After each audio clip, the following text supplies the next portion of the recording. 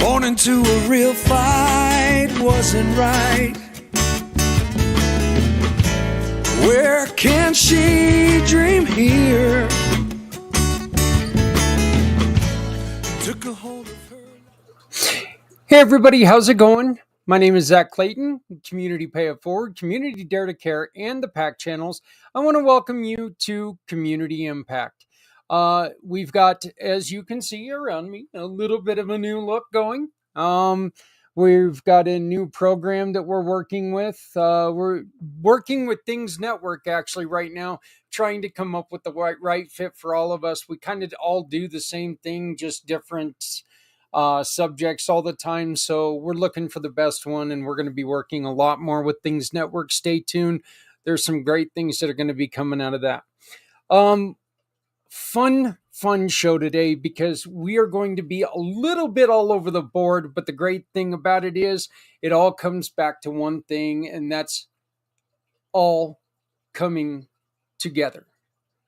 Okay? Podcasting for all coming together, PAC channel, packed. And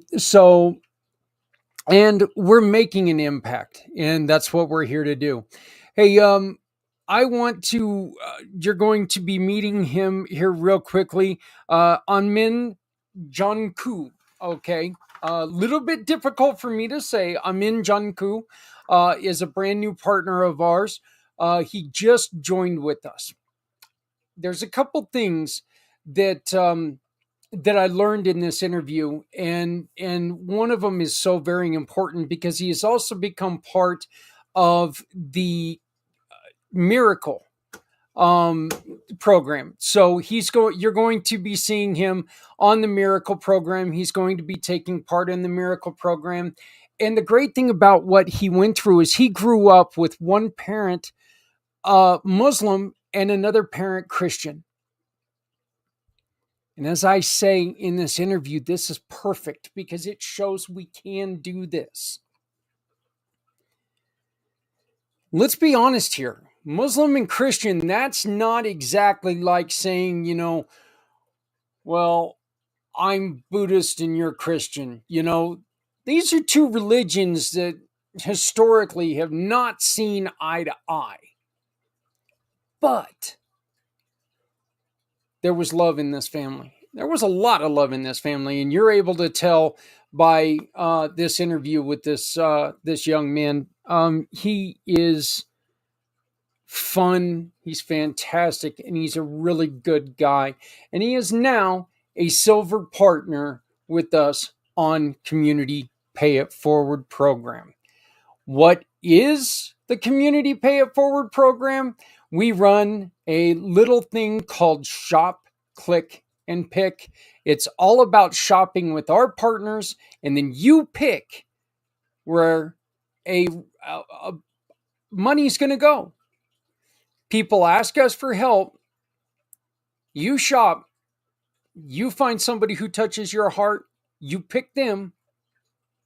Click a picture of the receipt, send it to us, and they get a portion of what you just shopped for. So it's called Shop, Click, and Pick. And then right after that, we've got our brand new friend, Amin Njonkou. Introducing Shop, Click, and Pick, the simplest way to support those doing good in communities everywhere. We understand that shopping is a necessity, but with a slight adjustment, you can make a huge difference without spending any extra money. Here's how it works. Please visit communitypayitforward.us and navigate to the Find Your Partners tab. Introducing Shop, Click, and Pick, the simplest way to support those doing good in communities everywhere. We understand that shopping is a necessity, but with a slight adjustment, you can make a huge difference without spending any extra money. Here's how it works. Please visit communitypayitforward.us and navigate to the Find Your Partners tab. Discover our verified giving partners, which are trusted allies ready to meet your needs. Shop with any of the partners that resonate with you. Click a picture of the receipt or invoice, then pick the mission partner you wish to support and use their QR code to send the receipt directly to us. After that, all you have to do is sit back and enjoy your purchases, knowing that you've made a meaningful. Hey everybody, we're here with a brand new silver partner, and we could not be more excited than to welcome our friend Amin Njonkou. How are you doing today? And welcome to the family. I'm doing very good. We are getting a little bit cold here. Yep. Up here. It's fall. The colors are beautiful, but I'm doing good. I'm doing good. What about yourself? Yeah, we're doing good. It's actually it warmed up to 56. We dropped into the 30s. Of course, that's Fahrenheit, but we dropped into the 30s last night, so it was probably sitting at 37 to 40 right now. Yeah. It was a bit chilly. It was a bit chilly when I let the dogs out this morning, but that's just meaning that we're coming to the end of another year, which means something very, very important to you and what you do. I would like to ask you first, today has special meaning for you in your business. Can you tell us what you do and what today is? Yes, that's correct. Today is a special meeting because it's actually the second day of open enrollment. We all know about open enrollment is that 2 months of the year where people can actually start shopping around for a new health insurance coverage for the next 12 months. That doesn't really affect what I do. The open enrollment doesn't affect, but it's a good timing where people are more, I would say, open to actually listen, and then they open their eyes for the next 12 months and see what could be done for in terms of health coverage. So basically what I do, I work with a non-for-profit organization based out of Florida, and we do health sharing.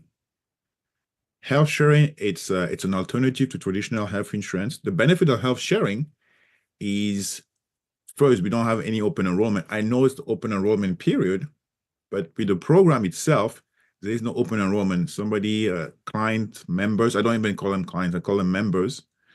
They join our program, and today, which is October 16, and they get coverage starting on the next month, November 1st, and then that's all throughout the year. So somebody could come in at February 14th on Valentine's Day and then get cover starting on March 1st. So that's the benefit. And more than that, it's also because it was a non-for-profit, it allows our members to have affordable health care and also better care. First, why is it affordable? It's non-for-profit. So all the money collected, all the premium paid from a member would go towards paying their medical bills. That's the only motive, paying medical bills. You might agree with me that right now the healthcare system in the U.S. It's broken. Healthcare is number one reason why people get bankrupt, and then it shouldn't. And then that'll fall in probably into how I got into this, and it started almost 20 years ago. Wow, it's already 20 years ago. I used to be a registered nurse, and I worked in the field. I was a young registered nurse, full of energy, worked in a neurosurgery unit. So people would come in, usually for brain tumors, from epilepsy, from,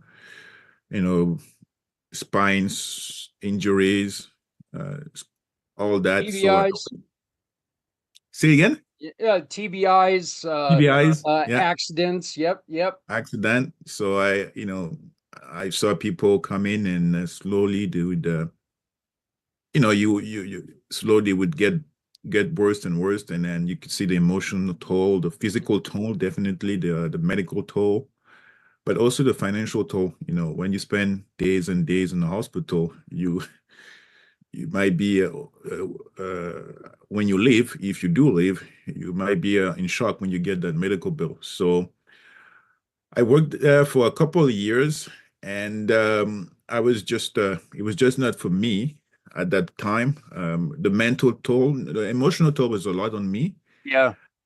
It's very difficult, Phil. I really my hand goes up to the nurses, the doctors, because they're doing a very good job. I mean, they're heroes without a cape, and then they deserve all what they're doing. They're working hard, but it was just not for me. I was not emotionally ready, and then I left the field, and I went into my legal practice, which I love doing, but I was still wanted to help people have an impact. Right now I have an impact on my client, and then they love what I'm doing. I hope they love what I'm doing, but I still wanted to have a larger impact, and I still had that healthcare space in mind. And then a couple of years ago, when a business partner of mine introduced me to this program, which is health sharing, it just made sense. And then for me, it was like, oh, this is the answer to people's need. This is really like an answer where people would actually save on their medical bill. But more than that, is to have access. You Having access it's number one. You told me you had an accident. You were able to have access to that, and that you would probably cover and had good coverage at the time. But some people are not that lucky, and they're not in in large. Oh yeah. Urban city.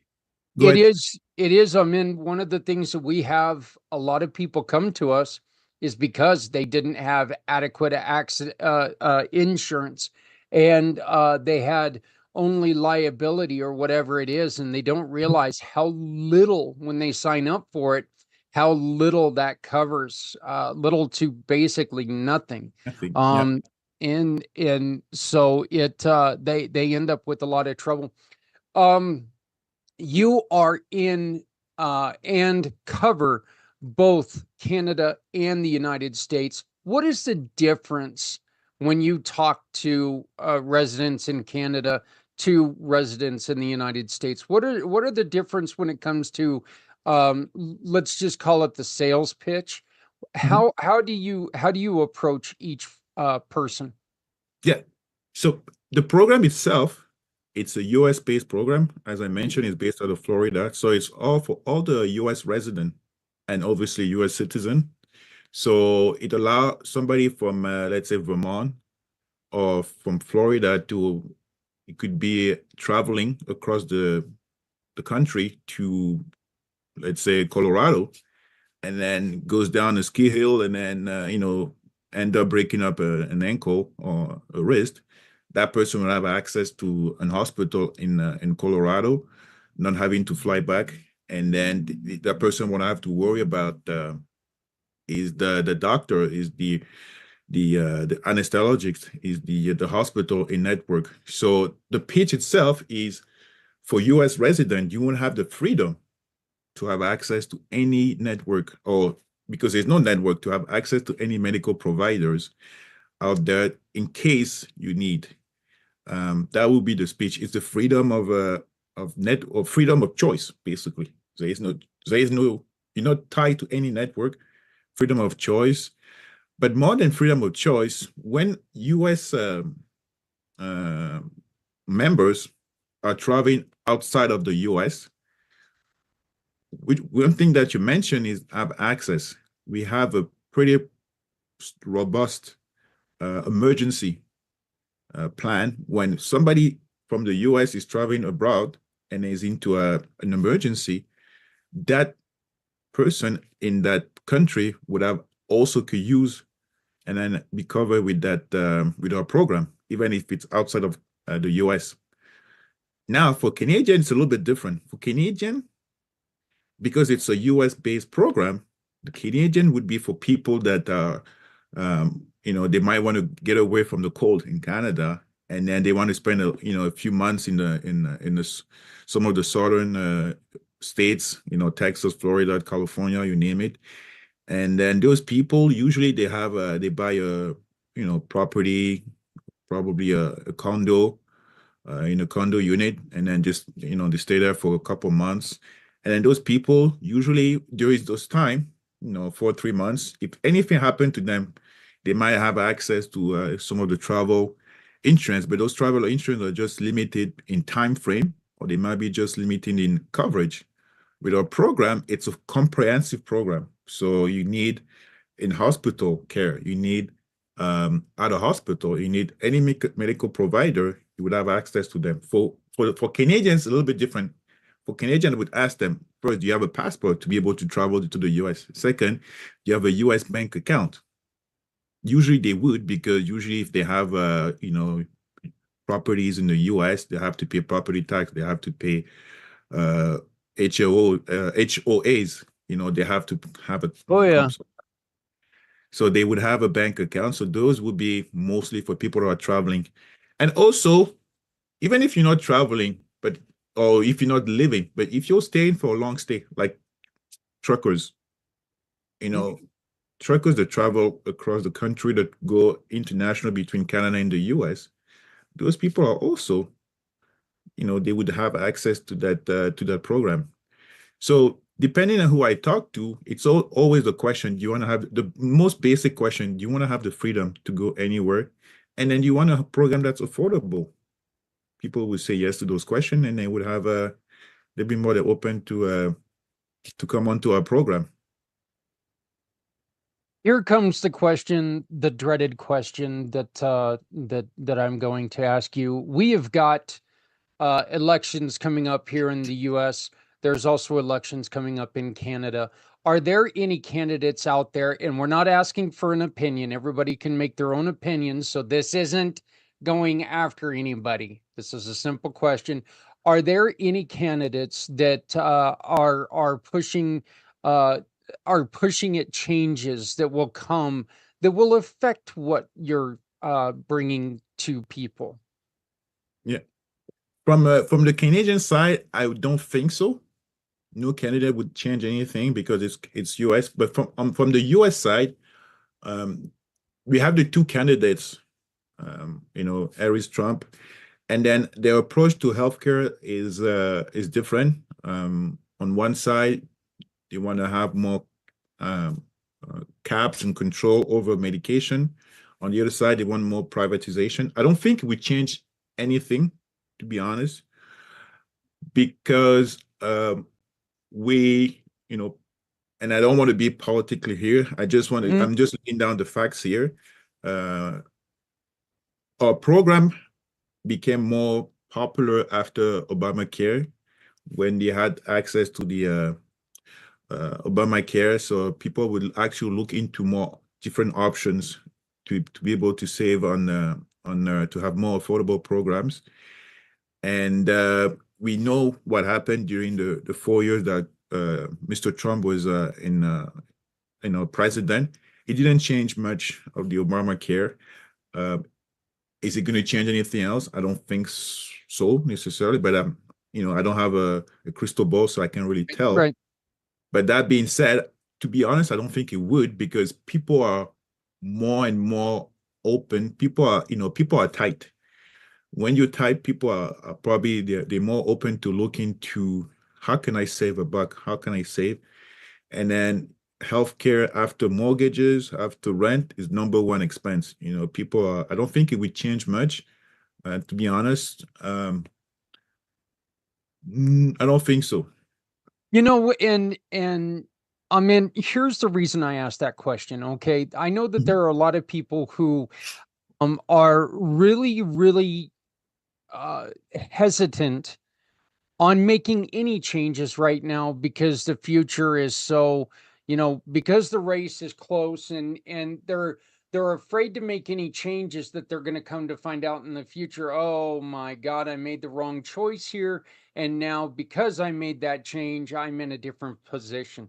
And that's the reason why I asked that question, is I just, I didn't think that we were in a situation, whereas one of the candidates has not come out with a substantial health care plan, good or bad, whatever. I wanted to make sure that, that people understood that, look, there's high doubt that any of this will change. So that's the whole reason I came up with that. I appreciate you not putting anything political behind it. It's just a fact. Yeah, just a fact. To be honest, I don't think, the program I'm offering, it's an alternative to traditional health insurance. But I don't think tomorrow is going to change the healthcare system. The reason why is we need healthcare insurance. We need healthcare insurance specifically for anyone that's in a very, has a lot of medical history, has need to go a lot to a doctor. We need those. I'm not saying that we're going to get rid of health insurance. We still need health insurance. Yeah. Oh, what yeah. I'm saying is, for people that are healthy to fairly healthy, and the people that are more tight, you might want to consider as another option also. And the benefit of a program, especially in groups, it's that it allows, I don't know if COBRA. COBRA, it's when somebody lose their job, and then they have to pay into health insurance, healthcare insurance during that period that they're in between two jobs. So, with our program, it could help those people that are in COBRA if they are looking in between two jobs. But to be honest, I don't think our program is going to change profoundly the way health care works, but it's not going to get rid of health insurance. Health insurance has a lot of necessity. It's necessary. It's a necessity. Yeah, actually, you know what? That's going to lead to my next question. You mentioned that you are a tax attorney, and now you are slowly making the transition to something that affects your taxes, which is healthcare. You do get, you do get tax advantages with healthcare and everything like that. It does, your healthcare benefits do show on your tax returns. So, and does this show on your tax returns the same as traditional insurance? Yes and no. Yes, in certain instance. If you have how could I say it? If you have, it's state-based first, and then second is federally based. So I'm just going to go federally because every state is different, obviously. But federally speaking, if you are, how can I say it? On the personal side, on your personal return, it's not deductible. Not like a HSA, a high saving account. It would not be deductible from your personal return, basically. On the however, if it's a group, when I mean a group, it could be a corporation, it could be a LLC, it could be a C Corp.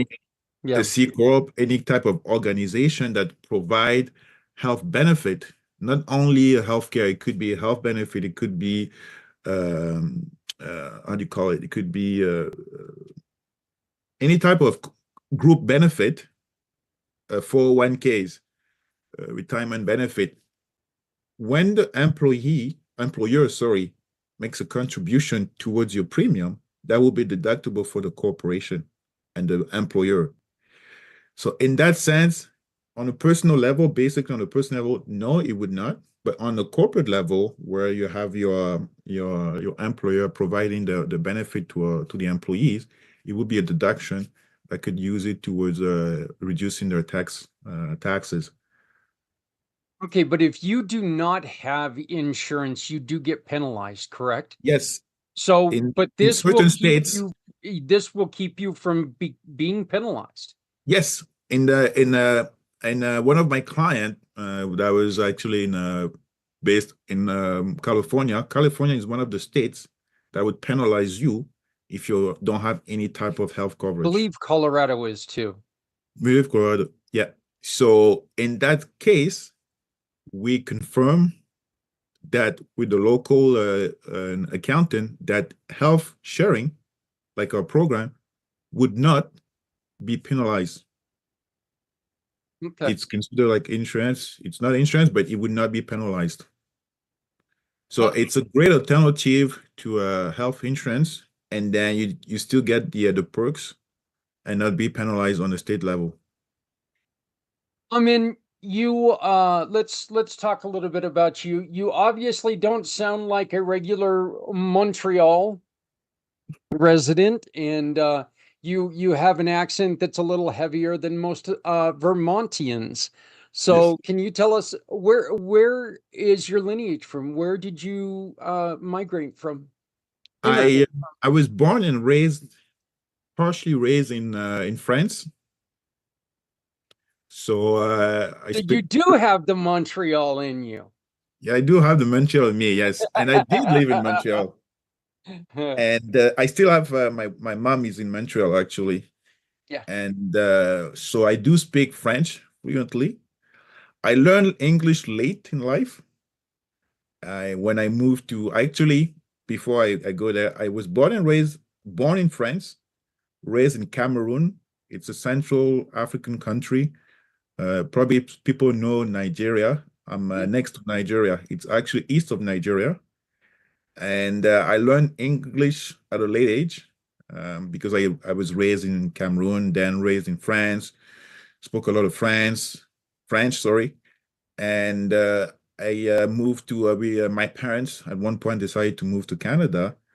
That's where when I moved to Canada, I realized that in Canada, I was in Montreal, which is a French-speaking city, sorry. And I realized I'm surrounded by English-speaking people. I must learn English. So what I did, I went to Alberta and I spent 2.5 years there, and that's where I picked up English. That's where I still have that French accent, but not that strong. And I still don't have that. People, when they speak French or even English, they probably wonder where my accent comes from, because I don't have the strong French accent. I don't have the strong African accent. I don't have the US accent. I have a mixed accent, basically. Well, you know what? Here's the important question. Are you a Canadiens fan? Yes. Oh. Yes. I We all know. can't be I know. perfect. We all can't be perfect, okay? But So I'm but guessing you are the Colorado. I am not. I'm actually a New Jersey Devils fan. I'm a lifelong New Jersey Devils. Before that, Colorado Rockies, and even before that, Kansas City Scouts fan. So I've been following the team since they were the Kansas City Scouts. Are So you yeah, are yeah. you born and raised in Colorado or New Jersey?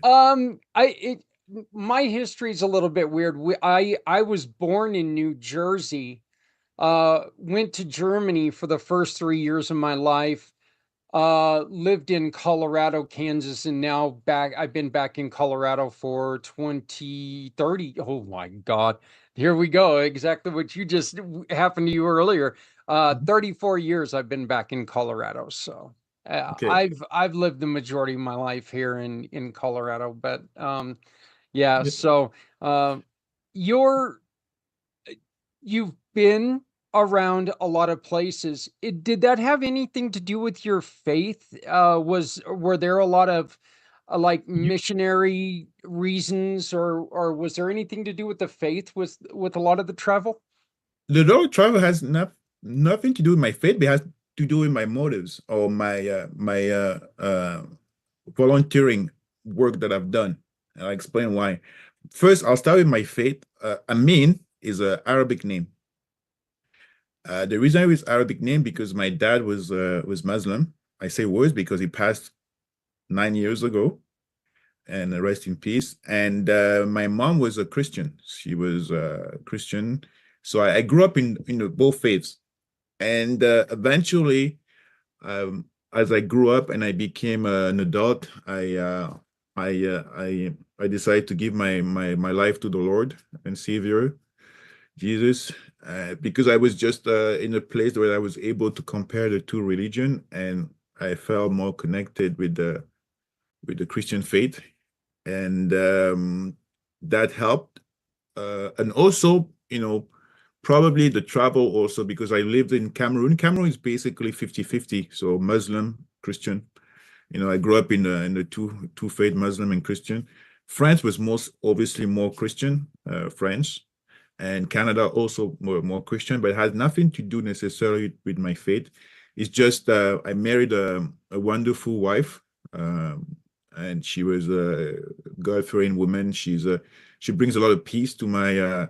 I'm born in May, so I'm a Taurus. I'm very Very goal-oriented. strong. She brings a lot of peace and calm, and she helped me with my walk towards Christ, and then that's where I find my peace, and that's where my faith come.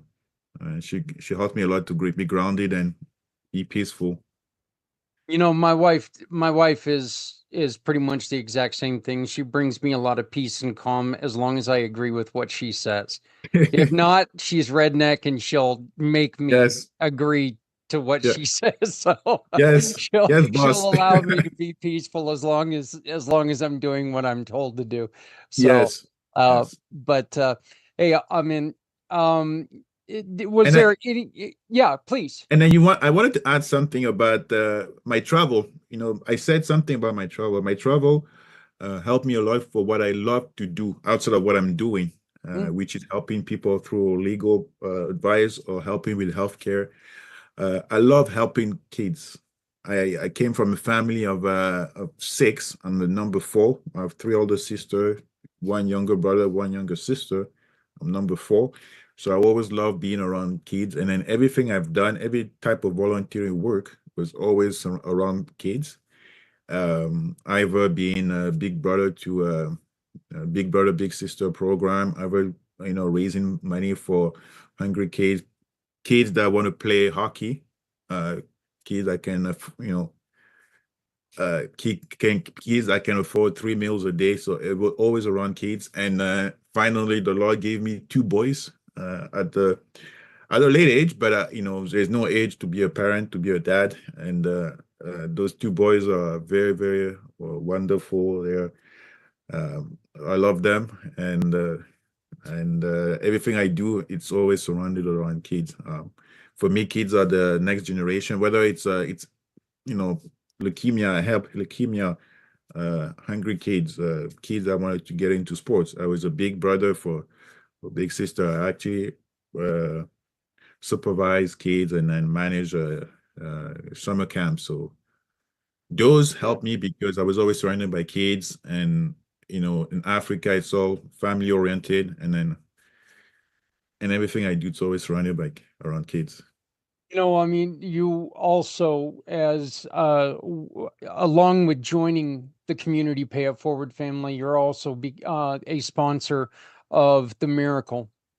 And, this is just from me to you. I think that you are so perfect for what we're doing in a Miracle, because your parents did something that, and you have the experience in something that a lot of people don't think can happen. There was that religious divide in the household, and you were held together. You obviously are a well-adjusted individual. You're a wonderful, wonderful person trying to help people. See, and that's one of the reasons why I'm doing a Miracle, is to show people that we don't have to be the same to be the same. We the kids out there, caring for kids is so important. Making sure that they have a chance, that way they have a chance.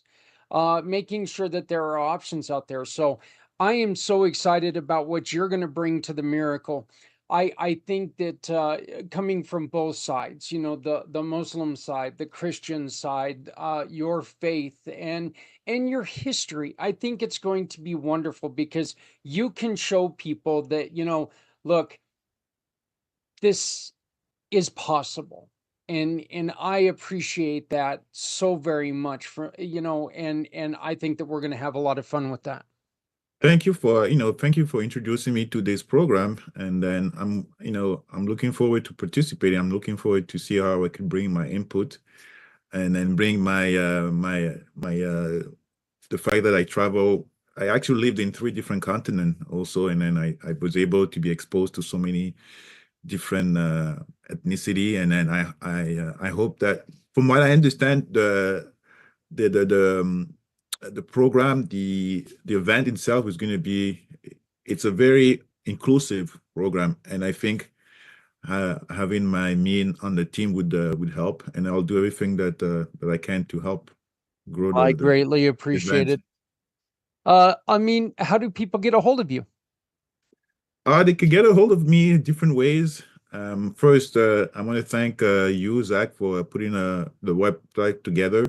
There's a lot of information on the website. The email, aminjk@gmail.com, by phone. I have a phone number in Vermont, and also one in Quebec, so they could have access to those phone number. And I also have a link where they could book a time. What I love to do is doing this interaction for 30 minutes, get to know the person. Obviously you're going to find my website, you're going to find a lot of information. What I find with website is just information. What I like to do is communication. I like to communicate with people. I'm a communicator, so I'm more than welcome to spend half an hour getting to know the person, getting to know what's important to them, because it's all about what's important to you. Is it your family time? Is it your when I say family, it would be your parents or your kids. It could be a vacation. It could be anything. What's important to you? And then I hope that I could help them and meet them where, and help them with what's important to them. And one of the things that you're going to see about Amin is he can also help you as a bill negotiator. They can help reduce your bills by negotiating for you. So you can look into that. You're going to find Amin's profiles listed below. Please go in the information. Please go and visit. And you know what? If you're sick and tired of the standard insurance practices and all the hoops and loops and jumps you have to do through insurance, maybe this is the alternative you've been looking for. What's it going to hurt to give him a call for 30 minutes? Obviously, you get to talk to a wonderful man, and maybe he can help you find the right program for you. Make your life a lot easier because it's more to understand. Please visit his landing page on our website, communitypayitforward.us. just type in up top Amin, and it's going to pop up. You can go visit his page, and there's a place that you click, and it's going to take you right to his calendar so you can set up an appointment with him. Yeah. Amin, my friend, welcome to the team once again. Welcome to the family, and thank you so very much. Well, Zach, I want to thank you for having me on the team. Thank you for introducing me to the team. Thank you for taking the time to share the community, taking the time with me, because over the last couple of weeks, I was traveling, busy, and then you allowed me to do to give me the time, and I appreciate, and I'll help grow the community as much as I can also. We truly do believe, I tried to make sure that every time that I contacted you, my first concern was with your family. I know that you ended up having a sick young one, and that's more important to me than, all the other things. But making sure that we're there for someone else's sick little one is so important to me and yourself. And you've already said that. So I am so happy to have you on board. I appreciate, and then you definitely appreciate you checking on my little one, which is sometimes driving me crazy now, but he's doing fine. Hey, you know what? They don't stop, buddy. I've got one that's 30 years old and one that just turned 22. So yeah, they don't stop driving you crazy, but you know what? You never look at them without a smile on your face, knowing that everything good about you is standing in front of you. So I love Yes. my boys so much.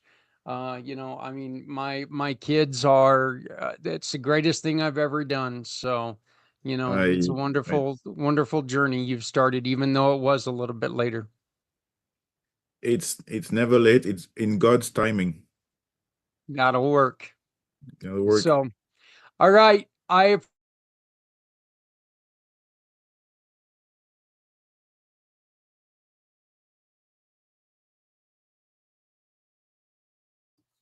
This holiday season, as the world celebrates in so many ways, some families are facing it apart, feeling the weight of loneliness.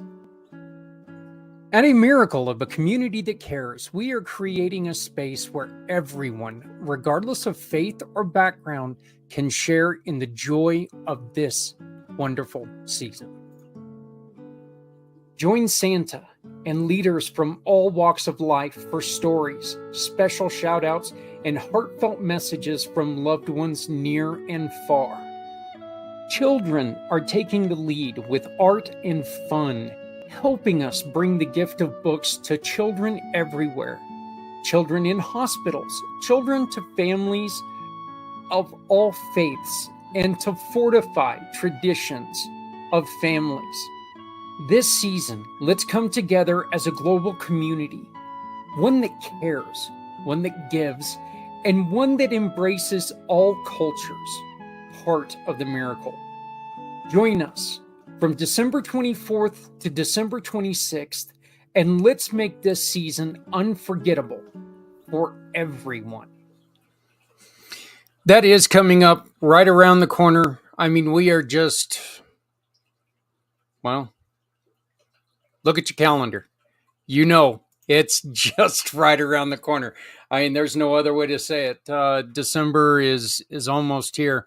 If you want to find out more about the miracle, you can go to this QR code right here, and you can become part of the QR code. Speaking of the QR code, and I probably should have planned this a little bit better, so please give me a second as I'm going to just kind of announce this right now before I've even really studied it. We have a wonderful, wonderful, wonderful author, children's author, who has joined us, and she is donating 3 of her children's books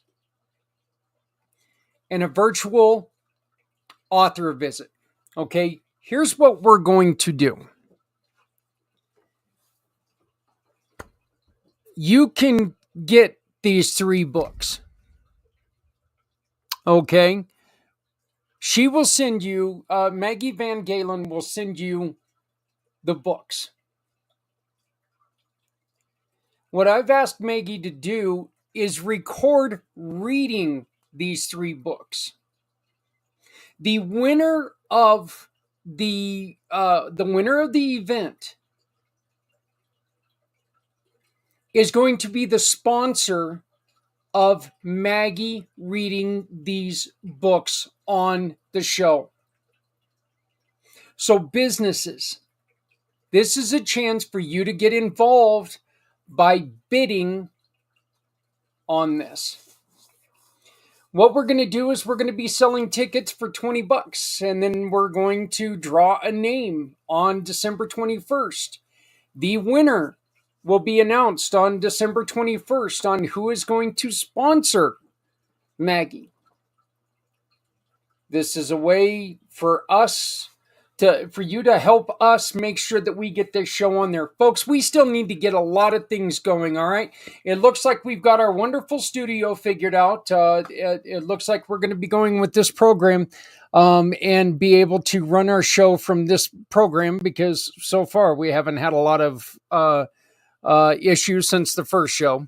But we're starting to get it figured out. Now we need to get a few other things that are needed. One of them being a translation program. Okay. And these translation programs are not cheap. Your $20 donation, not only will it go to help us put this show on, it will help make sure that kids around the world are going to be able to hear Maggie Van Galen read these books, talk to Santa Claus, say hello to people that they love all over the world. And for us to understand what they're saying to the people that they love all over the world. This really gives us a chance to reach out, hold each other's hands, and take part in each other's lives. The miracle is something brand new. Something brand new, but something that can be very, very, very important. It has come time of the show where we get to talk to 2 of my favorite people in the world. We get to talk to Daniel Hodges and this wonderful lady, Angela, as we talk about common sense access. Whoever said ignorance is bliss never ran a business. Did you know the vast majority of businesses don't make their products accessible to people with disabilities? And did you know that the collective buying power of people with disabilities is over $2 trillion? And if you're a business owner, you need to know how to make your business accessible so you're not leaving this money on the table. I want to tell you about my family partners at Real Life Access, who can help you connect with this underserved market. Real Life Access clients experience 3 amazing things. First, a reputation for accessibility that brings customers to your door. Second, a freedom of worry about legal consequences from not being ADA compliant. And third, increased revenue. Real Life Access team members offer common sense accessibility solutions which won't break your budget. These are business people who understand the challenges faced by all small businesses. They are also people with disabilities who know what it takes to be accessible. Check out their courses, coaching packages, and so much more at reallifeaccess.com. You'll be glad you did. What are we waiting for? Okay, so we're still getting used to this new programming, but hey, everybody, welcome to Common Sense Access. My name is Zak Clayton. I am the president and founder of Community Pay It Forward, Community Dare to Care, and the IMpACT channels. I am here today with my 2 great friends, Angela Fowler and Daniel Hodges. Due to technical throw-ups, I guess is the best way to put it, Daniel is joining us with audio only. Thanks to, the atmosphere, the internet's funky. I guess that's the best way to put it, right, guys? Is the internet's funky. So The internet is the internet. And So yeah. I am currently based in East Texas, where there's good internet all around where I live, but not where I live. you know, I've been in places where computers work everywhere but where I am. And my sons have no problem telling me, Dad, that is your fault. So, my sons have no problems telling me that computer issues are mine, my blame. So, Well, just know this, Zach, anytime you hear the acronym PEBCAC, you've been insulted. what? Let's go on ahead and expound on that. What? PEBCAC means problem exists between chair and computer. Okay. All right. So, hey, we want to begin by expressing our condolences and well wishes to everyone who's being affected by all of this terrible, terrible weather going on out there. And Community Pay It Forward and Pieces of Me and Real Life Access wants you to know that if there's anything that we can do, please reach out to any of us or all of us, and we will do whatever we can to help you out. We are here to help everyone. Make sure that that help is accessible for everyone. So, Angela, let's start with you. Can you please give us an introduction to yourself and Real Life Access? I would, and before I jump into that, I just want to second what Zach says. When you're sitting out in California or wherever we are, it's hard to truly appreciate the devastation going on elsewhere. But I've listened to a few people describe it, and it's a terrible thing. So our thoughts and prayers and all that good stuff, and thoughts and prayers are never enough. But at any rate, I'm Angela Fowler. I'm the founder and CEO and everything else of Real Life Access, and we basically we teach people how to make things accessible. One human being at a time. We teach accessibility one human being at a time, and that's really the only way to do it. One company at a time, one human being at a time. Angela, when we do programs like our upcoming Miracle program, the one thing that we always tell people is, we're trying to help that first person because you can't help the second one until you help the first. Is that kind of the way that you see it with Real Life Access? If I can teach one small business how to become accessible, that small business is going to be a role model for other small businesses. That's wonderful. It really is about the human connection. It's about showing people why it is so important for things to be accessible. The advocacy movement, I love you guys. I really do. But the advocacy, you guys sometimes have a messaging problem. Because what happens is the advocacy movement talks about the law. And they talk about discrimination, and they give you the message that if you're not accessible, you're discriminating against people with disabilities. And I think we need to stop using that type of. We just need to stop. Just stop, because nobody's out there trying to discriminate. Nobody wakes up and goes, how can I make the blind girl's life miserable today? I know what. I just won't put an alt tag on that image. I'll just whip up a bunch of JavaScript and we don't need to bother with ARIA. Heck with a screen reader. Nobody's saying that. Come on. Nobody's saying that. And I think one great example of that, Angela, is when we attempted to record this the other day, I played a video, and I never want to exclude anybody. And I realized when I went to go play this video, I looked at your face. First off, I was confusing the hell out of you because you didn't know what I was doing. And second off, I was playing a video with no narration. There was no, closed captioning, so nothing could be read on the thing. It was just pretty music is all you were hearing. And it's not, I would never try to do something to exclude anybody. But this is one of the reasons why when you and I got together with Daniel and we started talking about this show, we wanted to make sure this is not a shake your finger at people.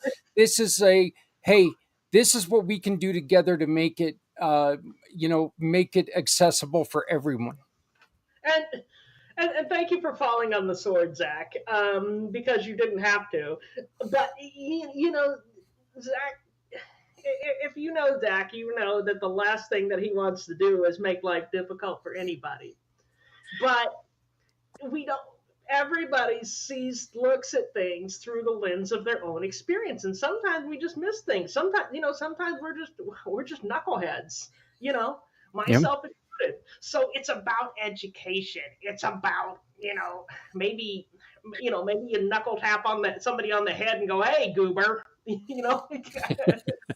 But you do it with love and you do it with a smile. Right. You don't go, "You're discriminating against black." No, they're not still discriminating. Stop it.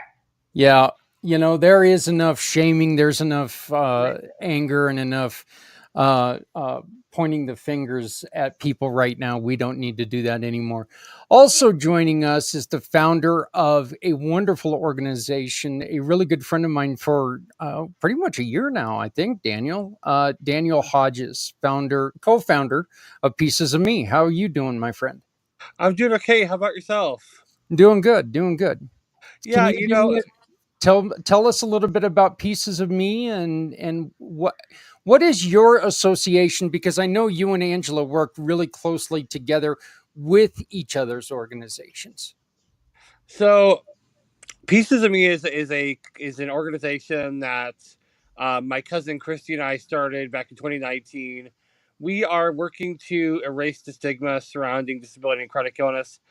Really what that means is we're trying to transform society's understanding of what disability means and the opportunities that come from opening the doors of inclusion in a thoughtful and meaningful way. So when we get rid of some of these misconceptions that are out there, when we raise consciousness, hopefully we can also provide some tools that take people from being aware to actually being in a position where they can help us be part of the solution. So, that's what I do in my nonprofit work. And my for-profit work, I consult with Angela for real life access. On any given day, she'll either tell you I'm one of her right pain people or her biggest pain in the backside. Take your pick. And sometimes both at the same time. I would probably say oftentimes both at the same time. And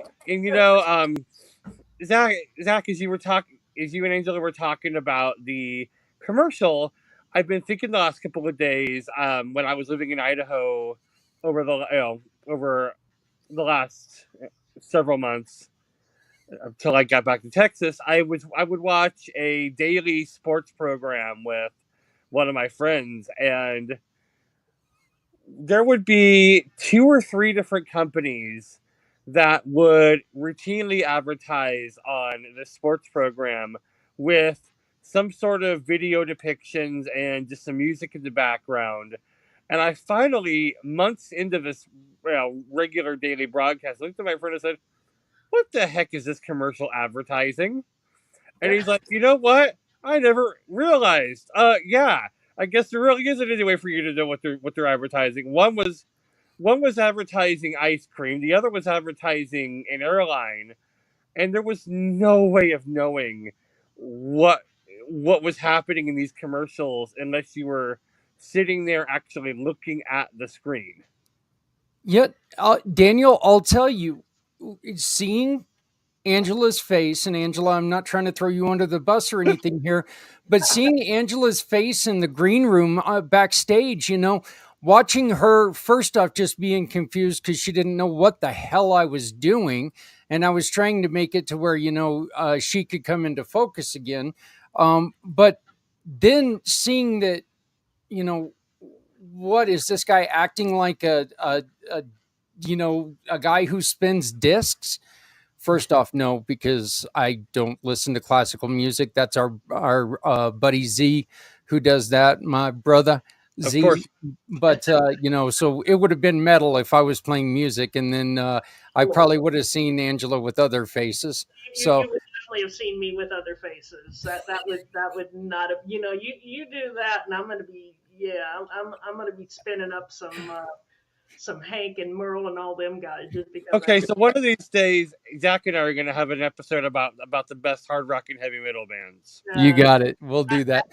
So yeah, you guys do that. You guys okay, let's we again would like to welcome everybody to Common Sense Access, and our episode today is going to be talking about how do we define accessibility based on 3 categories. Angela, you're going to start this one out, correct? I'm gonna start this one out. The 3 categories. So there's 3 categories of accessibility. Now, when you think of accessibility, and I'm gonna challenge everybody. I mean, we probably primed the pump with this episode, but so I'm not going to challenge you. But usually, when people think of accessibility, they have 1 or 2 images in their mind. They might think of a wheelchair ramp. Sometimes they'll think of alt text. These are definitely part of the accessibility landscape, but they're only one part of the accessibility landscape. So the purpose of this episode is really to broaden everybody's knowledge of accessibility. So let's start with physical accessibility. We'll start with the wheelchair ramp, but we'll move out from that because physical accessibility includes everything from whether the coffee pot is actually reachable to people using wheelchairs, or whether things are, on a shelf that most human beings can actually reach. To, what about medication bottles? I use the term adult-proof medication bottles because you have to be a child to be able to open it. Oh, yeah. What about, loud hard rock music playing in the background when you're trying to have a conversation or listen to something? See, that was actually kind of funny. I was able to throw up the devil horns when you did that. So perfect. The whole metal thing, but is not only that is a perfect response and a good visual description. That reminds me of when I was in class one time, and I was jarring back and forth with this other girl who just is just as sassy as I am, and she threw me up the old 1-finger salute, and our colleague was like, yeah, she just flipped you off, and I said if you're gonna do that, you need to make it accessible. So she came up and she kind of took my hand and goes, look. Yeah. Physical accessibility. This is the one that is it the one in your experiences? Is it the one that is concentrated on the most? Because in all actuality, it's like, isn't it the easiest to see that there's a problem? Yes, it is the most visually obvious, which is why we start there, right? If you're gonna teach anything, you start with what they know, and then you move on out from there. But physical accessibility is everything from that good old wheelchair ramp to things in the environment. And food allergies. I was at a buffet for work. And we had one of those big social things that people like me just go for the free food and pray it gets over soon. Anyway, but we're trying to identify which kind of pizza is which. And it's tough because you had to visually identify the pizza, and sometimes that's difficult, right? Sometimes you can't as a sighted person, you just can't be sure what it contains. So, a simple solution to that, which people genuinely don't think of, is just one of two things. Just jot down what this is for the CITES, but also have somebody there to kind of identify what's what and sort of explain things. Um, Now, sometimes that's more practical than others, but there are such simple solutions to make things more physically accessible that people just simply don't think of. You know, Yeah. so Dan, do you have anything on physical accessibility? I'm running off at the mouth this morning. No, I mean, like you said, it's not just the tangible things that we always think of, but things like aromas or other allergens, lights, sound, everything that is material in some sense. Yep, everything that can be touched and moved through. So let's move on to digital accessibility. And we've already been talking about digital accessibility, right? Um, Digital accessibility is everything that comes to us electronically. Um, so I'm going to start with advertising. I never start with advertising, but we already talked about advertising. So am I buying ice cream or an airline ticket? I'm gonna go ahead and place the order and just see what comes and how much money gets spent. And as snarky as that sounds, as a business, you have got to make sure that your advertising is such that everybody knows what they're buying. And here's the thing: it's not just for blind people. What if the people listening to the sports program were driving? What if they're watching a 2-year-old? What if they're otherwise multitasking? Their eyes are, because it's a talk show, they're listening to it, right? So what if their eyes are otherwise engaged? They're still not going to know what's being advertised if you don't have some sort of soundtrack, and not just a soundtrack of disembodied noises and words, a soundtrack that actually tells the viewer what is being advertised. So that's digital accessibility. It also involves social media. When you comment on my status with a GIF, I can only guess as to what you're trying to say based on the context of the post. Because if you don't describe that GIF is not accessible. Let me, I've got a real quick question about this. Can you over over explain something? Oh, trust me. Okay. We're gonna have to do a special episode on explaining things, and different people want a different level of detail too. I tell people it's an art, not a science. Too much detail, and my brain just freezes and runs away. Um, but some people like all that detail. But a lot of times, what I've seen people do when they first realize that they need to explain things is they overcompensate and they explain every single detail of the thing. But really, what is needed is just the important information.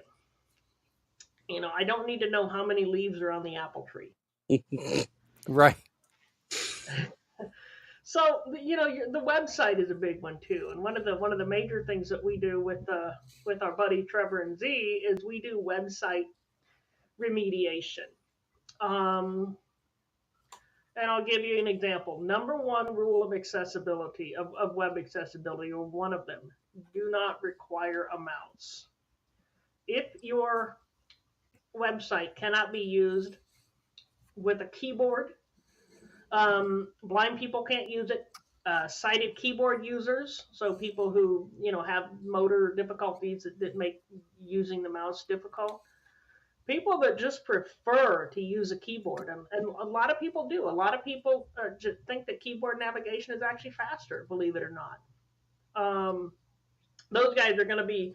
They can use a mouse, but people go with what's easiest, right? People go path of least resistance. Nobody wants to work any harder than they need to.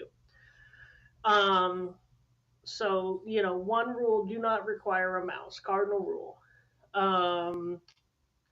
So that's what we do. We teach people how to not require a mouse, because you're looking at me going, yeah, don't require a mouse. How the hell do I do that? That's what we do. That's what we teach people. That's what we can do for you, if the situation calls for it. So, it sounds like we're putting a lot on you, and we are. But for one thing, it's not going to happen overnight. We understand that. I think people get a little overwhelmed. They think, I got to do all this today. No, um, and two, real life access is with you every step of the way. Anything further on digital, Dan?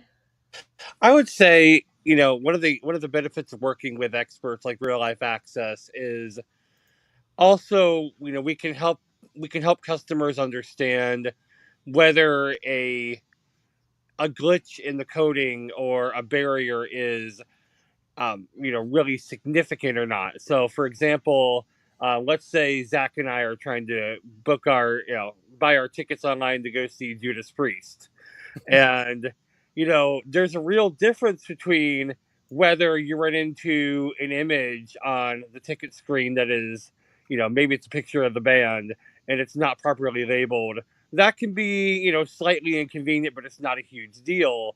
Versus if something is broken in the code that won't allow us to select our seats, or, causes me to not be able to, put in my credit card information properly. You could have everything else absolutely perfect on there, but for that one thing.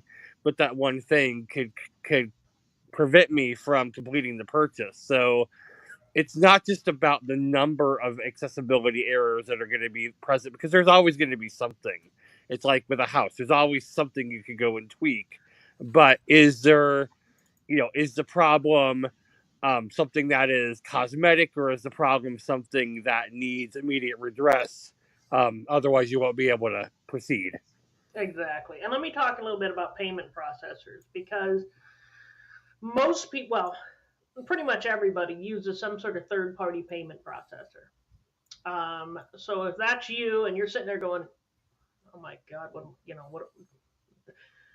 We can do one of two things. We can recommend a more accessible payment processor to switch to, or if you're using third-party software and you feel like you need to use that software, we can actually help you approach that software, that company, and say, look, this product that you are selling to your clients is not accessible to people with disabilities, and it's making your clients vulnerable to not only legal liability, but liability in the court of public opinion. So let us help you make your software accessible for the benefit of not only you, but your clients. We can help you have that conversation. Because, a lot of people don't want to do it. They don't have time, for one thing, and they don't know how, for another. So that's something that real life access can do. But yeah. Do be cognizant of it. Don't make it hard for me to give you money. Yeah, because then I'll end up giving somebody else the money. Right. One of the things that I learned in this segment about the digital is I've never thought about how important navigating with a mouse is. How you need your eyes to do it. You can't just click and point with the mouse and anywhere.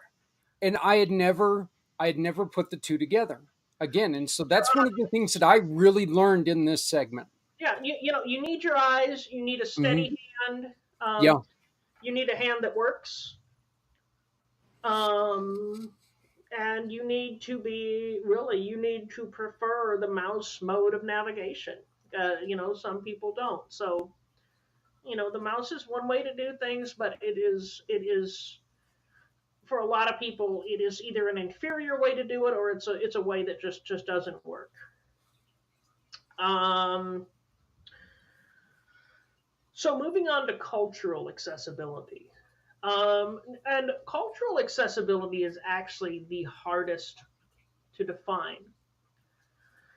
But it was an example of cultural accessibility actually happened the other day, right? When Zach played that video, that was we handled the situation with humor, with okay, this is what we're going to do in the future. Nobody, it was just an ordinary thing that we just dealt with. And the crux of cultural accessibility, the thing that you need to remember is difference is ordinary. If a blind person walks in, don't treat it like an extraordinary event. Treat it like, oh, I got a customer who's blind. Okay. How can I help them? Do I need to help them? And when difference is ordinary, building your products and services so that they naturally accommodate difference becomes the ordinary course of things. Okay. I let me ask a favor here. We've talked about it before, but do you think it would be a good idea to show people this commercial on what we were talking about, and then that way they can see exactly where I messed up in the creation of this commercial? You show the commercial, and I will give a visual description based on whatever happens to be in my head. No, actually, I won't. Yeah. Let's not do that. We're trying to keep this at least a PG Yeah. 25. No. So, Okay. So here's but what we're going to do. So I urge viewers, okay, close your eyes, or if you're driving, do not close your eyes. But focus your eyes on something other than what's on the screen, and see if you can't tell me from listening to this video what the video is all about. so okay, here we go. You're away.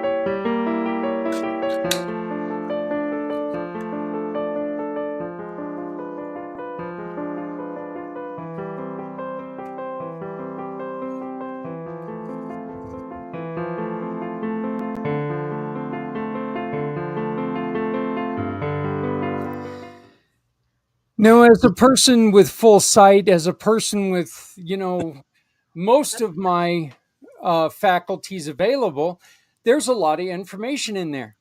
The one thing that I really made a mistake on, one of the things that we tried to make a point, I tried to make a point on, accessible for everyone. It states it right there in print. I never, ever thought, And oh, that's a pretty song. I like the piano. I like the rhythm. It's sort of got this easy rhythm that you can just sort of rock to and just sort of get the feel of. Close your eyes, let your mind drift away. Yeah, I like playing that music. Um, and that's what I get out of that as a blind person. yeah. And like I said, it was really funny. Well, it wasn't really funny. It was shocking to me when I realized, and I would repeat the exact words I thought of as soon as I looked down at your picture, and I realized, holy cow, she can. I didn't say cow. I said to myself, she doesn't know. She has no way of knowing what's going on right now. No way of going on right now. And that realization, it embarrassed me, but it wasn't intentional. Like I said, it was something that I was just like, it was a real slap in the face moment. And I'm sitting here thinking, okay, how do I handle this? Well, the good news is that I can, I'm pretty easy to handle. All you got to do is look at me and go, huh? What is wrong with you? So, And if I'd been faster, I would have played it off like you did it intentionally in the teaching moment. I didn't quite succeed in doing that. I should have. yeah, I will be honest with you. I am so, if anything, if the one great thing that came out of that is, Z and I are going to talk later on today, and we're going to rework that spot, because that's a spot for Mr. Z, and we're going to rework it. He's the hell out of Mr. Z on Friday. He is gonna. Oh yeah. Like, Mr. Z, what are you doing? Yeah, that's good. Then he can take some of this, self-imposed heat that I put on there. But it's actually made my last couple days very, very busy, because I'm going back to all the spots that I've created with no voice over, and trying to correct things. And I think that's such an important point, because, as Angela was saying earlier, we have got to turn down the temperature.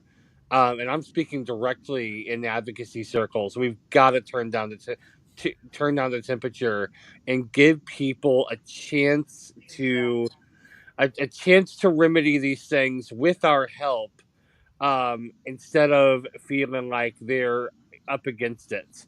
And I mean, Angela and I are aware of, a protest that's happening in a couple of weeks, where we're like, okay, maybe the companies, these are big companies that have consistently not done what the blind community has hoped, but the messaging is also wrong, and we have to look at what are we doing to help be part of the solution, and what are we doing that we need to be aware of that is actually perpetuating the problem. Because each of us, no matter how we try, if we're not very careful and self-aware, can easily do harm that we're not expecting to do.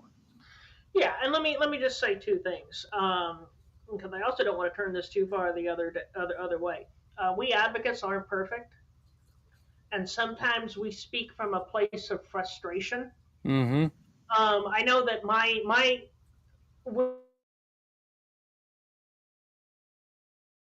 when it's somebody else's accessibility issue, or if I'm working with a client, or I know there's going to be issues, I'm expecting issues, I am a calm, rational, jovial, level-headed, easy to work with, professional woman.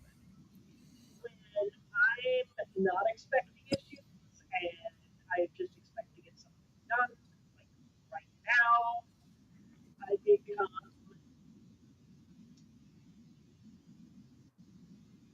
completely different, and my frustration just explodes into the point, and I have to stop, and I have to take a step back and say, try to come into some of the accessibility, and it's helped me say, I'm actually really hoping that on the recording we could pick you up a little bit better, because your microphone just all of a sudden, now your microphone cut out. You're not on mute. I don't know what happened. We just lost your audio. Is that That's better. Yeah.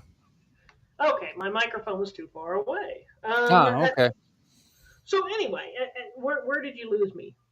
It pretty much started right after you began speaking. Oh, lovely. Okay. So when I'm working with a client, or when I'm advocating for somebody else's accessibility issue, basically I know there's going to be issues, and I go into it in professional mode. I'm a calm, jovial, easygoing, rational, understanding professional. But when I'm trying to get something done and there's accessibility barriers that wasn't expecting, and I just want to get this done, I'm a completely different person. I become the customer. My frustration level goes into the stratosphere, and I have to check myself sometimes. So for non-accessibility professionals that come to you and say, this shit's inaccessible, please understand that they're coming from a place of intense frustration. And this may be the sixth or seventh inaccessible thing that they've run into all day, and you're the one they were able to catch. So please understand, these guys are frustrated. They've been they over 90% of websites have accessibility problems. So this is how commonplace this is. Now, to my advocate friends, I'll say to you, if I hear you use the word discrimination one more time, I swear to God, I will give you the biggest raspberry on because She's threatening raspberries. Watch out, everybody. Except in the rarest of cases, this is not deliberate discrimination. Now, Dan mentioned the protests, and you've heard of this company.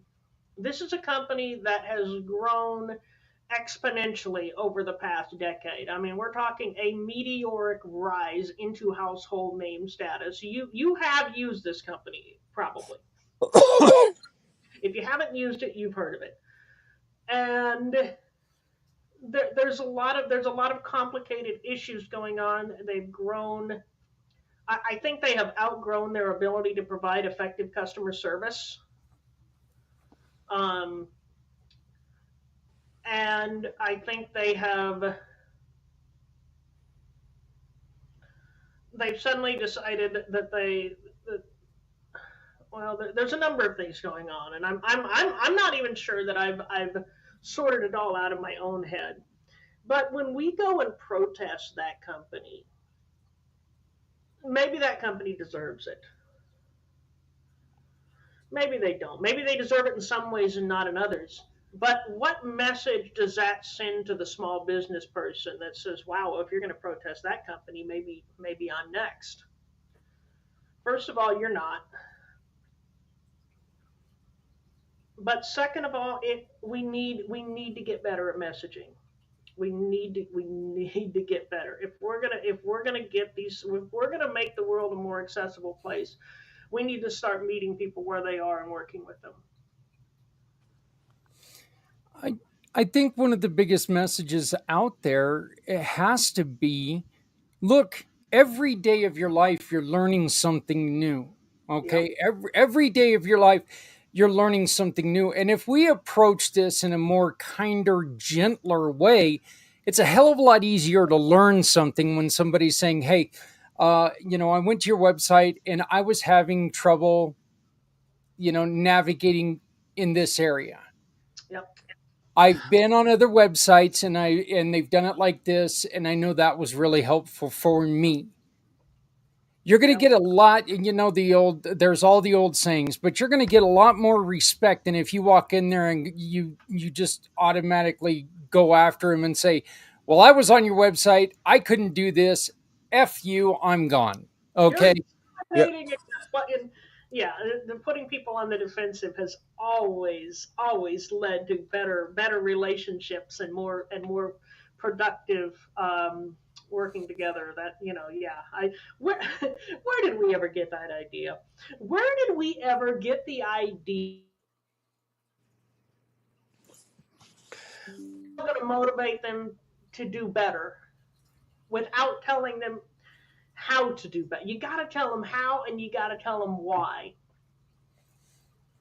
If we were to encapsulate the work that we do on cultural accessibility, both the course that we wrote and the overall theme of that segment of our work, difference is ordinary is one of the catchphrases. The other one is curiosity over skepticism.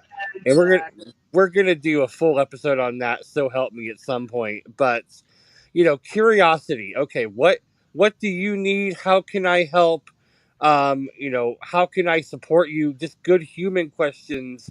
And then also on the other side, I see this barrier. I'm experiencing this frustration, and you know, what is causing this? The what is the barrier on the developer end, on the business end, that is keeping this in place?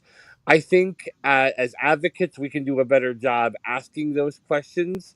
As businesses and as allies, you know, people could do a better job of asking, you know, those how questions from a curiosity standpoint, willing to learn.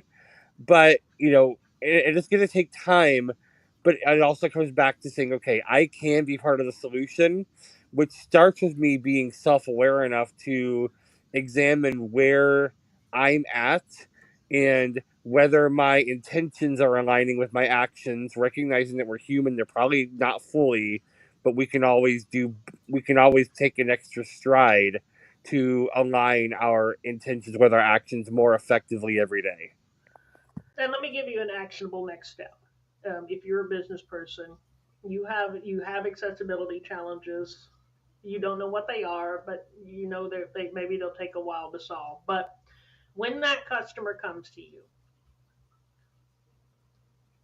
while you're fixing the accessibility challenges long term, but solve their problem for them in the moment. Empower your customer service representatives to solve their problem for them in the moment, because one of the most just frustrating things that I run across as a blind consumer is when I call customer service because things aren't accessible, and I get, well, unfortunately, the system won't allow me Yeah. to do A, B, and C. And the reason that a lot of blind people or people with disabilities file lawsuits, I think, is because they don't know how else to solve the problem. It's like when you get frustrated with the computer and you just smack something. Yeah. I don't know what to do here. I'm frustrated. This I feel like this is an immovable situation here. So, empower your customer service representatives or do it yourself to solve their problem for them in the moment. Well, I think this is one of those things where we're going to be talking about quite a bit.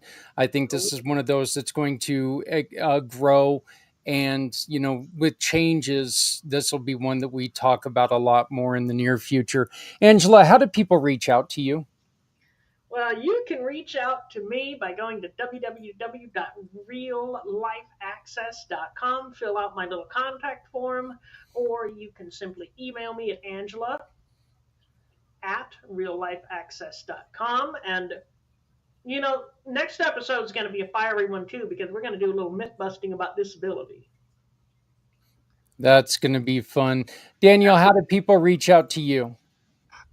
So feel free to email me at daniel@piecesofme, PEACES of me.org. And, Zach, you asked me earlier in the episode what Pieces of Me does. And one of the things that we do is we provide that safe place that fills the gap between having the good intention of being inclusive and actually knowing how to do it. A lot of times people are very afraid to engage in those early awkward conversations because they don't want to say or ask the wrong thing. That's one of the things that I do with Pieces, is give you that spot where I say, look, if you're willing to engage in this conversation with me, I'm going to assume good intent because you're showing good intent. So let's sit down, work through the fluff, and let's figure out how to make this work for you so that you can go out and do your best work. Look, I love when a business person asks me, how the hell do blind people use the web anyway? Because that gives me an opening. yep. That gives me the opportunity to teach. And look, the whole point of this is to educate. The whole point about this is just to make you aware that of things that can be done.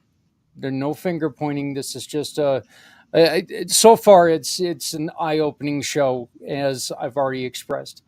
Well, Angela and Daniel, thank you so very much for this week's episode of Common Sense Access.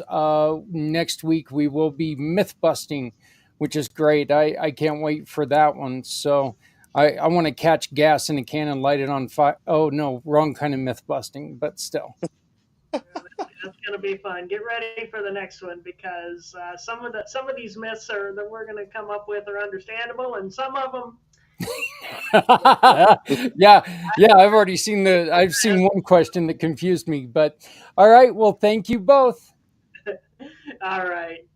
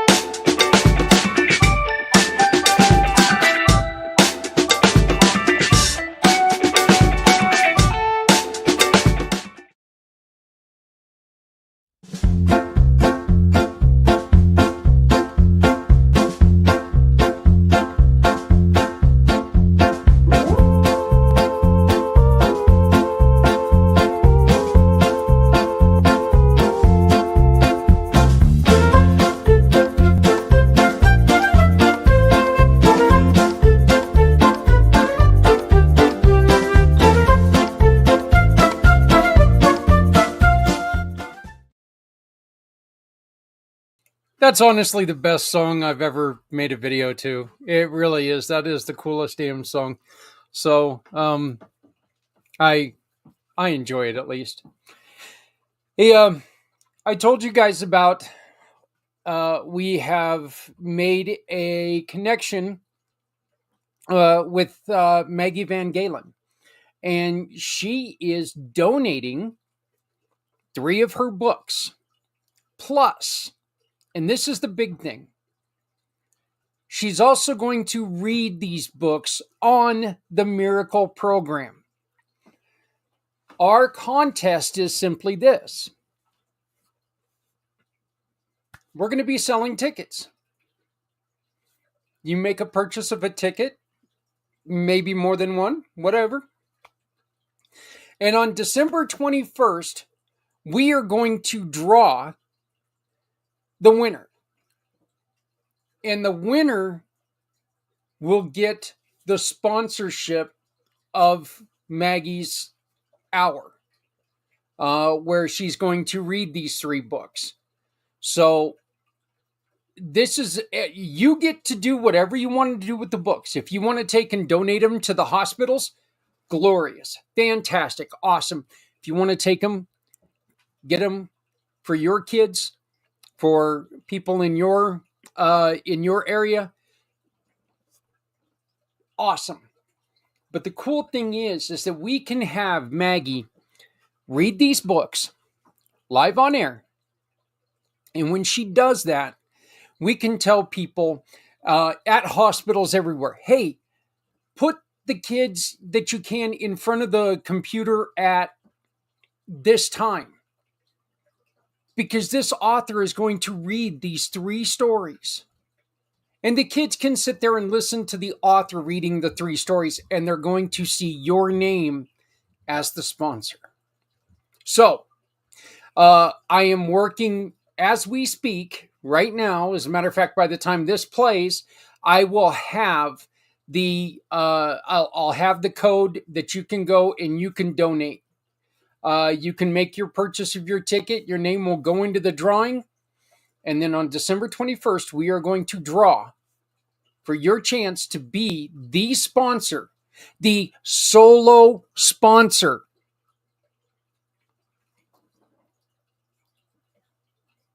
for Maggie Van Halen reads her books. This is, let me find it here.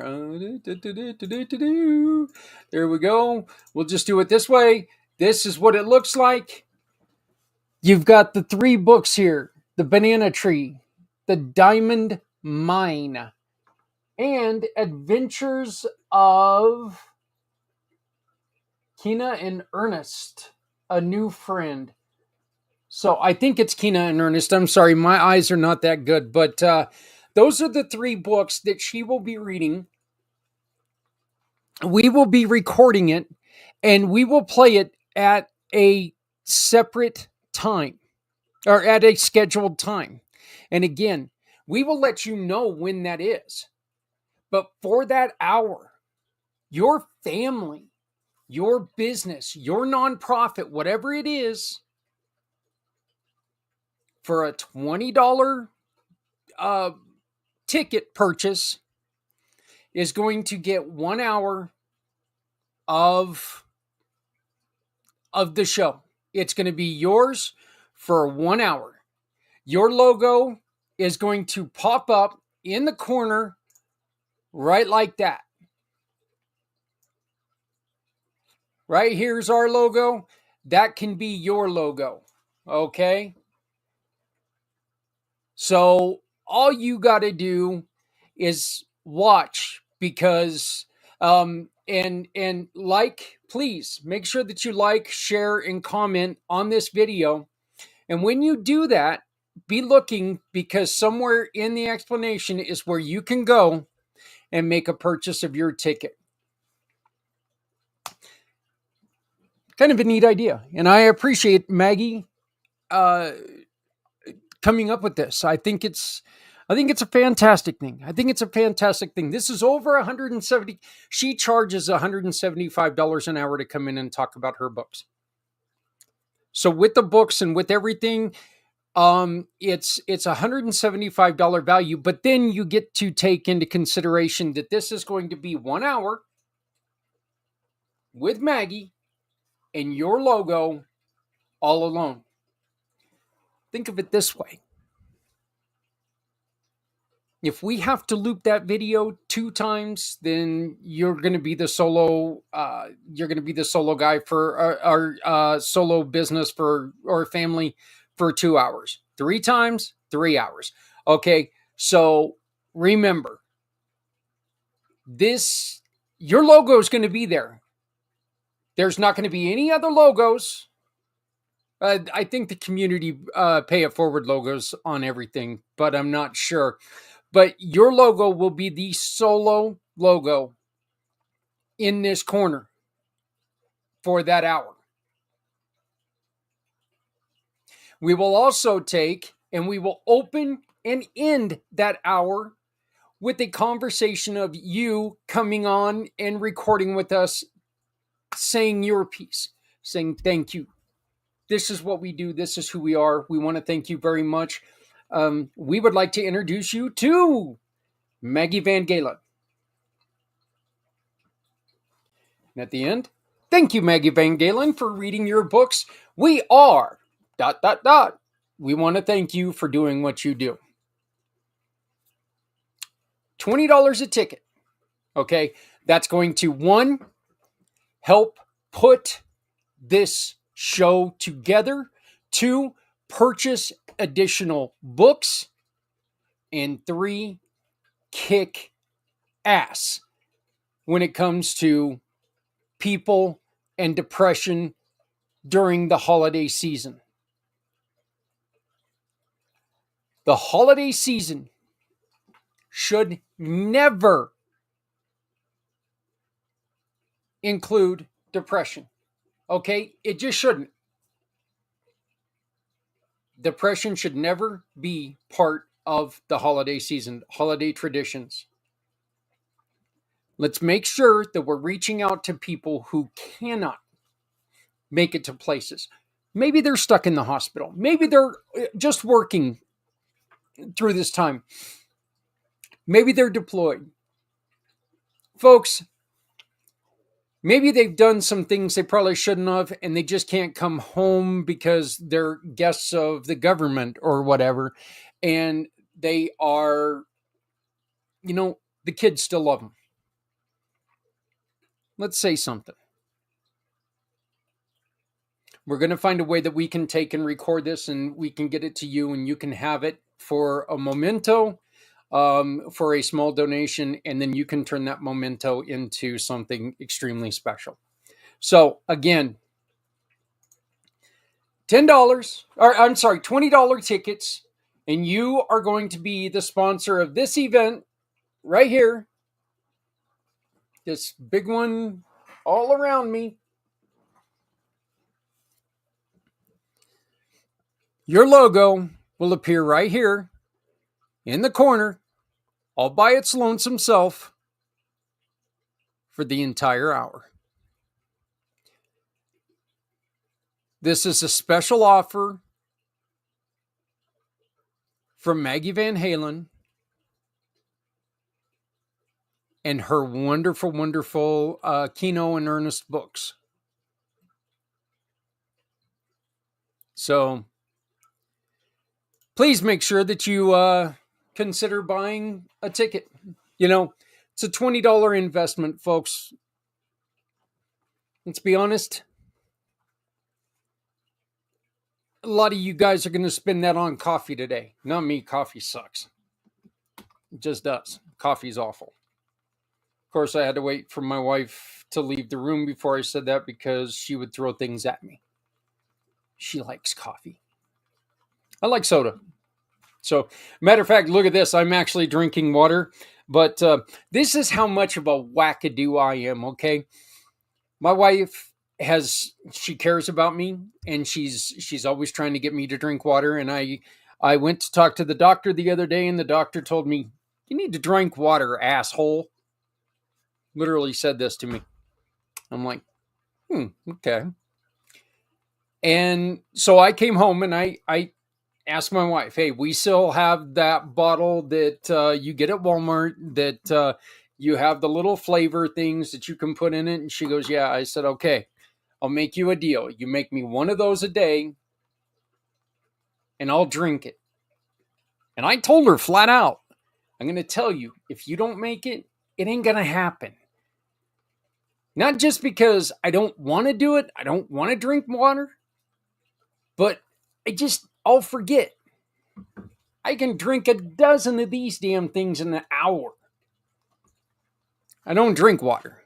I just don't do it. I've probably, since I've started this, I maybe have gotten up to a gallon, and that's been about a week and a half. I'd say this year, in total, I probably drank about 3 gallons of water. So in total. And that's count, well, no, maybe a little bit more if you count the Propel that I drink. But I'm not a water drinker. So, really fun show. Daniel Hodges, Pieces of Me. Just wonderful organization, wonderful people. Just caring individual. He is one of the nicest guys in the world too. He really, really is. I mean, it's just so considerate. I'll tell you this: if there was ever a room where you had Mr. Z and Daniel sitting in it, it would probably give you cavities. And I wish I was joking about that, but I am not, because that would be like the sweetest room in the world. So, and again, I wish I was joking about that, but anybody who knows these two gentlemen, they know what I'm saying. They absolutely know what I'm saying. So, but thank you, Daniel, for joining us again for number 3. Number 4 will be next week. I also want to thank Angela Fowler, Real Life Access. Wonderful, wonderful, wonderful sponsor. And I really enjoy having Real Life Access as a family member, as a partner, and as a friend. Whoever said ignorance is bliss never ran a business. Did you know the vast majority of businesses don't make their products accessible to people with disabilities?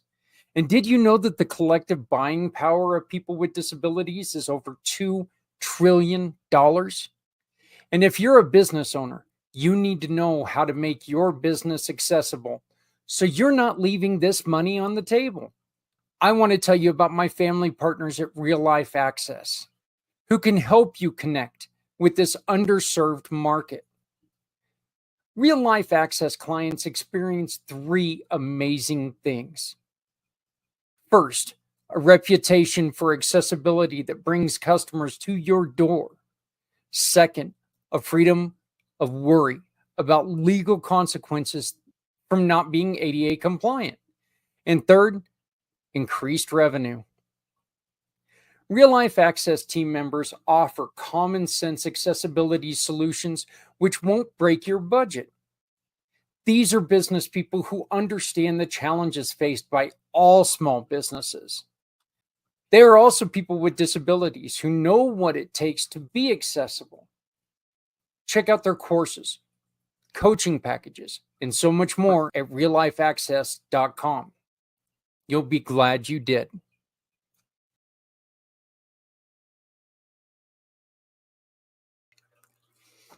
Again, thank you, Angela Fowler, for being a huge part of what we do.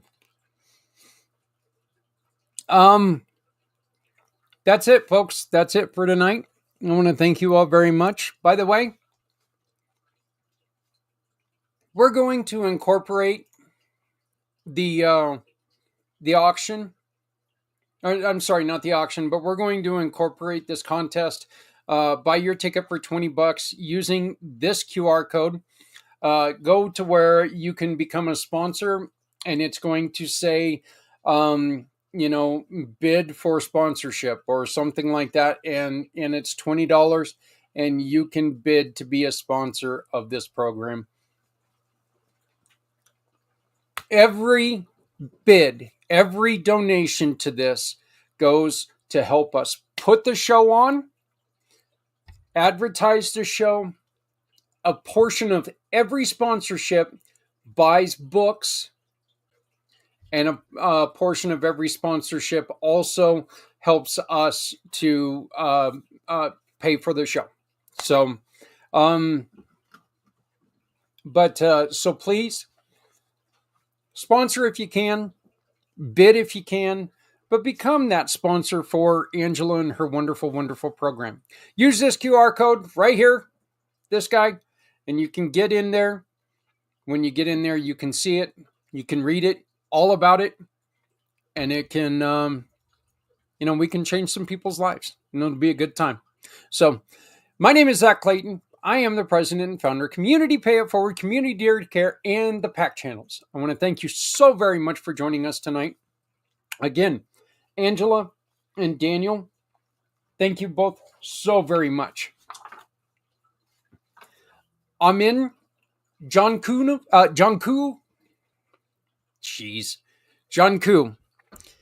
Amin Njonkou. I make names so much more difficult than they actually are. Njonkou, who can't say that? Thank you. His business is Better Healthcare Experience. You can find him by going to communitypayitforward.us and search AMIN Insurance Njonkou Health. Search any of those words and it'll come up with Amin. Talk to the gentleman. He is a good guy. He's genuinely a good guy. He's going to be invaluable to what we're doing because he's going to be able to bring us a little bit from both the Christian and the Muslim side and discuss what we're doing in a way that, not many people have experienced. So it's going to be kind of neat to have him on there. To you, thank you for watching. Thank you for participating. Please love somebody out there because somebody out here loves you. Folks, make sure that you understand that if you're not helping someone, you're hurting everyone. No one has to go it alone when we all come together. I love you. I hope to see you next week right back here when we bring you episode 4 of Real Life Access. Have a little bit more fun, and we've got a couple more surprises, more talk about the miracle, and so much more. So please join us next week right here on the PAC channel, podcasting for all coming together. Good night.